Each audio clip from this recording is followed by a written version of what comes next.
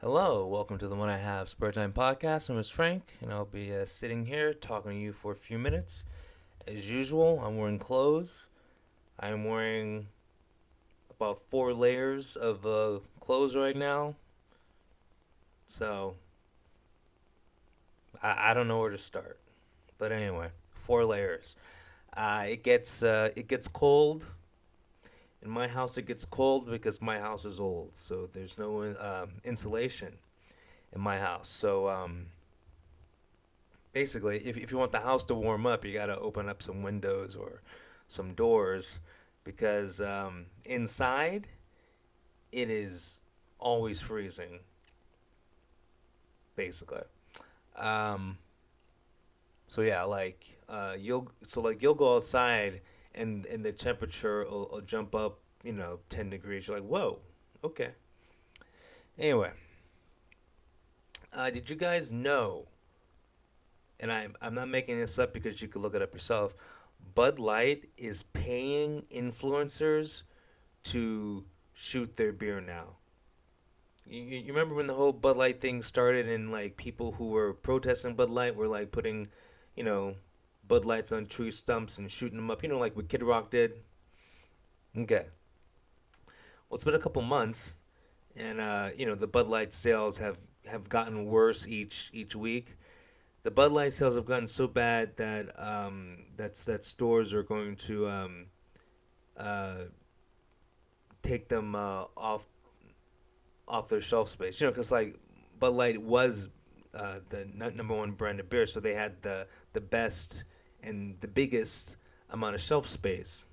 So like stores are gonna like switch that around, but they don't do that until September. It's like they switch their shelf space every couple of months. Anyway, but now Bud Light is paying influencers to shoot their beer. So like they've come full circle. Before protesters were shooting their beer, now Bud Light is paying people to shoot their beer. And they're doing this because, well, it's not selling because no one's drinking it. So, hey, how about we sell beer to people who want to shoot our beer? I mean, I guess that's what's going on. I mean, like, you gotta do what you gotta do. If people aren't buying your product and your product happens to be beer, if people aren't drinking your product, people aren't buying your product to drink, maybe they'll buy your product for target practice. Because like they're selling their beer for like at a loss sometimes. Because I saw one where it was like I believe I could be wrong, but I think it was a 20 pack, and and it had a $20 rebate, something like that. It was like a 20 pack of beer, but like it cost like after taxes and everything, it would cost you $19.98, but the beer came with a $20 rebate coupon, and those beers were still on the shelf. Okay, so like they can't give it away. But here's the thing: like Bud Light, once again, Budweiser, Bud Light, whatever, does not know who their customers are. Men don't use coupons. So you're selling your beer for like whatever, $19 with a $20 coupon. Heterosexual men, which is like 99% of your customer base, don't use coupons. So they're not gonna like go, fuck it, I guess I'll buy it. No, men don't use coupons. So like Bud Light, the people who are in charge of the Bud Light advertising just are so out of touch. But that's with most companies. They're just out of touch. Like they don't understand that the the average person is normal. I know this is gonna blow your mind. The average person is normal. So the average person doesn't want the product they use to uh, have a Dylan Mulvaney transgender spokesperson. That's just the average person. Straight men, straight women, because the average person is straight, because that's 98% of the world's population. That's just how it is. The only people who were taking their kids to drag queen story hour shows or woke leftist parents, and that's still a small minority. You know, I've seen so many different displays of Budweiser. What whether it's a 6 pack, 12 pack, all these packs, the 24 pack, the 20 pack, the 30 pack, all these packs with crazy discounts, where you're paying 14 cents a can, $1 a can. Sometimes they're paying you to take it. No one's buying this stuff. It's over for Bud Light. I don't know how many of you are beer drinkers, but I guess I used to be a beer drinker. I mean, I'm not a beer drinker anymore because like beer. I'm gonna get drunk. So like to get drunk off of beer, if it's like that kind of beer, like you gotta drink a lot, man. You gotta I don't know, like you gotta drink a lot of beer, and there is it's just a hassle drinking whatever 18 beers, whatever 12 beers. I don't know how many, but like it's just a hassle. It's like what's the point? What's the point? Like just just get some hard liquor instead of drinking whatever. I'm just gonna say like a 12 pack of beer to yourself. You know, why not just have four stiff drinks? I'd rather drink just like four hard liquor, stiff drinks, whatever, instead of drinking like a 12 pack of beer. Like the people who get drunk off of beer, I just don't get. I mean, because I've known some people who just get trashed off of beer like every night, and I'm like, dude, you could just buy like a bottle of Jack and you're set. Like, why not? But anyway, like the market share that Bud Light has lost, it's already been you know taken up. Like they're never gonna get those customers back. Cause I've known people who are like, well, I only drink this beer. I only drink Bud Light. I only drink Coors. I only like people are very dedicated to their one brand of beer, which I don't know why, cause they all taste the same. Okay, so all these people switched beers because Bud Light's on the shelf now, and so they are now gonna be permanently switched to whatever Rolling Rock. I mean, I don't know these brands, um, but we're just gonna say like okay, St. Pauli. So let's just imagine all these people who are protesting Bud Light, they still have to drink beer because most people who are hardcore Bud Light fans you know are the kind of people who probably drink a 12 pack every night. So now they've switched to St. Pauli. So now they're buying whatever. I don't think St. Pauli comes in a 24 pack, but now they're drinking 24 packs of St. Pauli, and now that's their beer. And so that loyalty that they had to Bud Light has literally just been copy and pasted onto this new brand because it's just beer and beer's beer. And what's going to happen is the first two nights they're drinking St. Pauli, they're like, "Huh, I'm the same kind of drunk I am with the Bud Light." Okay, switched. It's that easy. Like when it comes to like a product that gets you high, there is no brand loyalty. Like they're only with you out of habit. Like just it could be anything. Like you get like Coke from your Uncle Leo.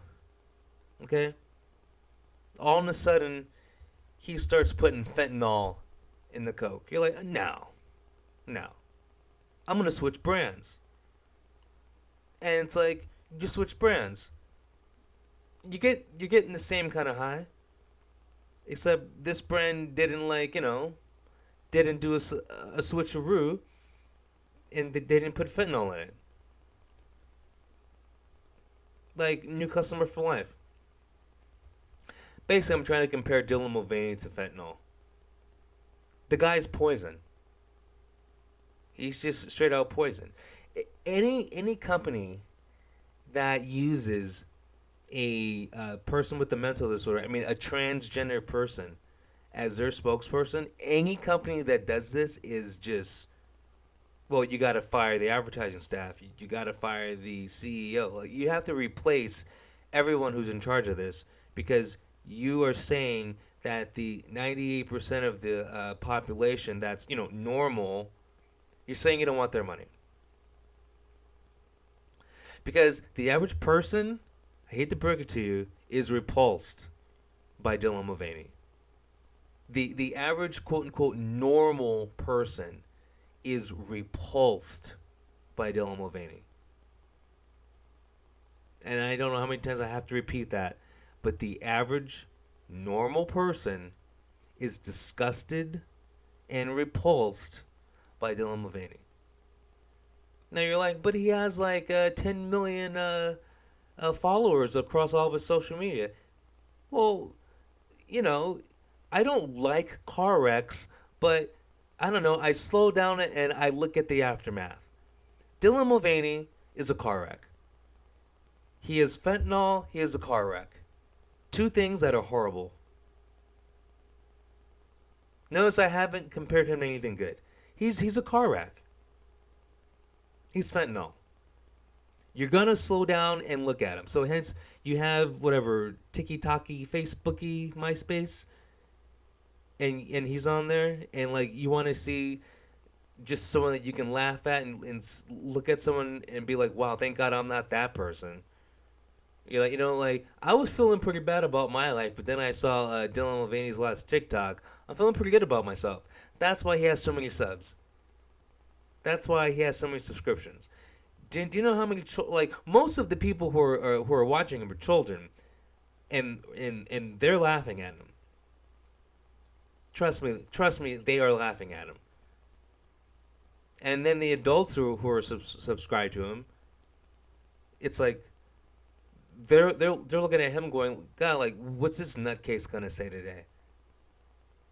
I don't think him being the spokesperson for a product is going to increase the sales unless it's some kind of like tranny thing. But I don't associate, and no one else does, associates beer with trannies. What's the tranny uptake on Bud Light or just any other beer? Don't you think a tranny? Don't you think a person with a mental disorder is gonna be drinking Sex on the Beach or mimosas?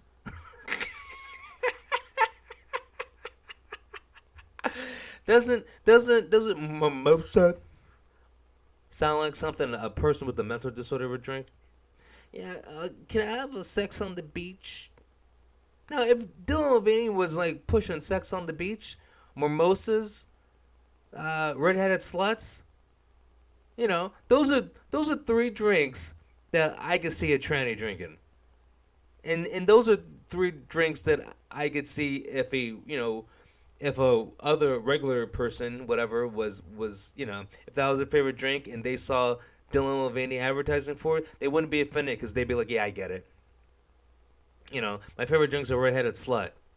Of course, a tranny's gonna be sponsoring this. I get it. Sex on the Beach? I'm a 35-year-old man and my favorite drink's Sex on the Beach. Yeah, I'm not surprised a tranny is pushing this. I'm not offended. I get it. You gotta know your market. Know your customers.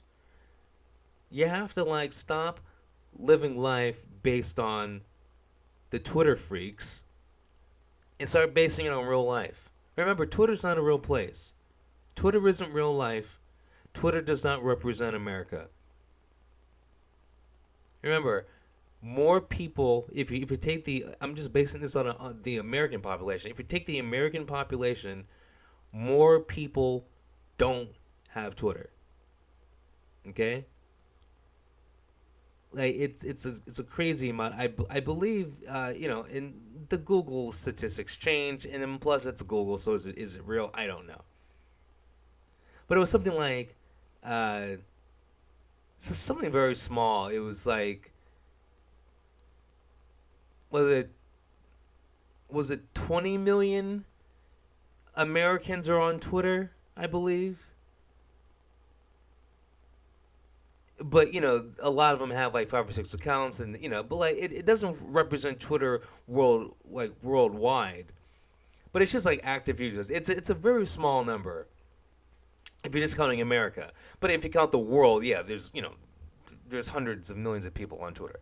But yeah, and the other thing with Twitter, it's because it's so you have a very small amount of people making all the noise, and then you have the media who always uses Twitter to like boost their story. So like you'll be watching a news story, and then they'll go like, well, we're gonna go on Twitter and see their reaction for some reason, like giving Twitter legitimacy, even though the mainstream media doesn't have any legitimacy. It's just like two things that are illegitimate giving themselves legitimacy.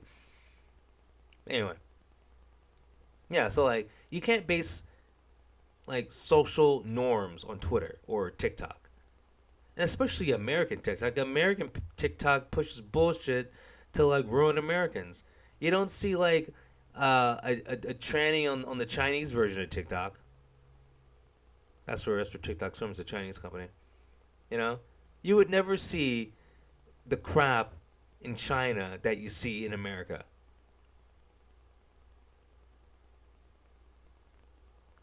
Trannies are poison to any product that is meant for a average normal American. I don't understand how these people can be in such high positions and get paid millions of dollars and still don't have common sense and still don't understand, hey, maybe I should do a little research, but don't use Twitter as my research, use like real life as my research. Like go outside, talk to people, like like yourself. You get paid, like you're an advertising exec getting paid millions of dollars. You can't go outside and like take a survey of like 100 people, and I know that's a small survey. I'm just saying you can't at least do that. You ask 100 different random people, hey, would you buy this beer if a tranny was pushing it? And I bet you like 75 would be like, no, I'd avoid it.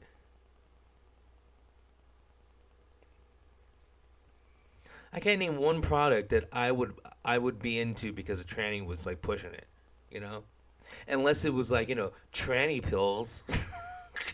Like, uh, common sense is not common. That's all I gotta say. Anyway, you guys have a good one. Peace.